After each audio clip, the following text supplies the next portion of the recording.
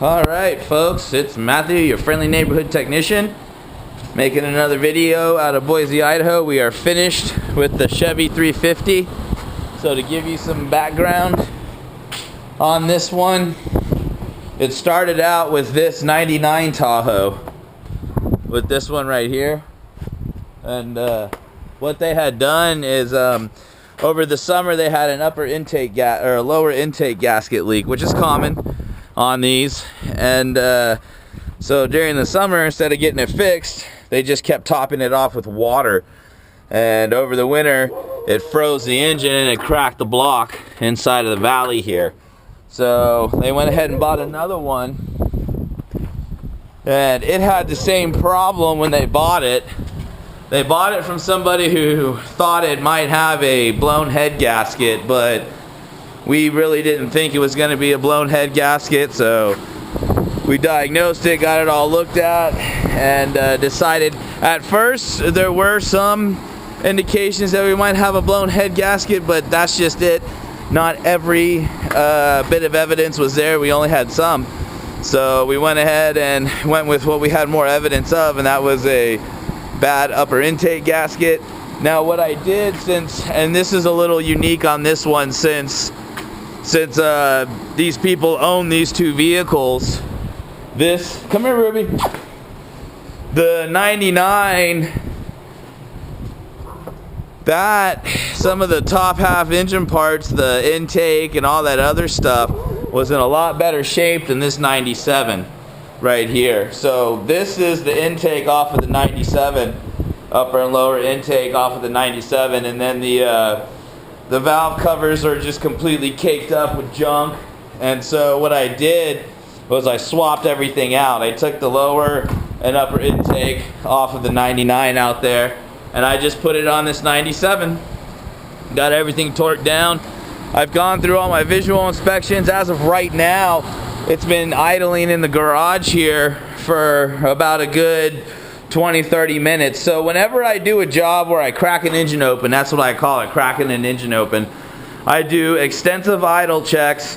Extensive means I let it idle for about an hour as I constantly visually check it.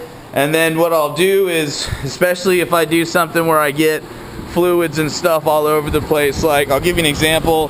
There's some fluid right there. Look, that can fall off, and that could make you think that you have a leak when you don't. So what I'll do is, as it's sitting and idling and stuff, because as you can see I did spill some coolant, I'll move it into different positions, and I'll just kind of, obviously I'll clean up after myself, but yeah, to make sure I have no leaks, I'll check it myself. And so I'm at my final stop, my final check, and I'm going to let it sit and idle now for about another 20 minutes. And here's the deal. This is it's a non-adjustable distributor. 97, 98, 99 Chevy Tahoe Suburban with the 350 in it, 5.7 liter. You really don't have to adjust it. If you set it to TDC and you pull it out and you set it in, you should be okay.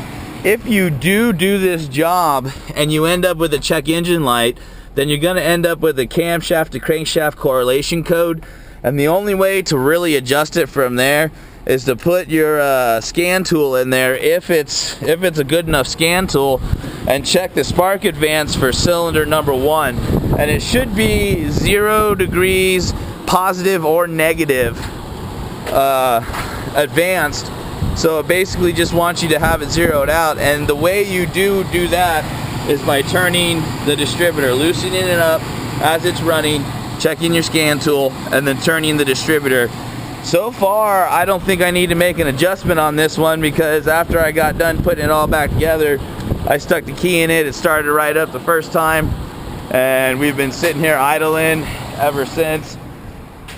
During idle times and checks like this, I'll constantly check my temperature gauge, my oil pressure gauge. I've already had the heater going full blast, so I know that it's been burped properly as far as the coolant goes and all that other stuff. And I will do woot tests, which is wide open throttle, to see how it handles it. And if you can hear the Yeah, if you hear that whoosh, that's why it's called a woot test, wide open throttle. And it's beautiful. It adjusts nicely.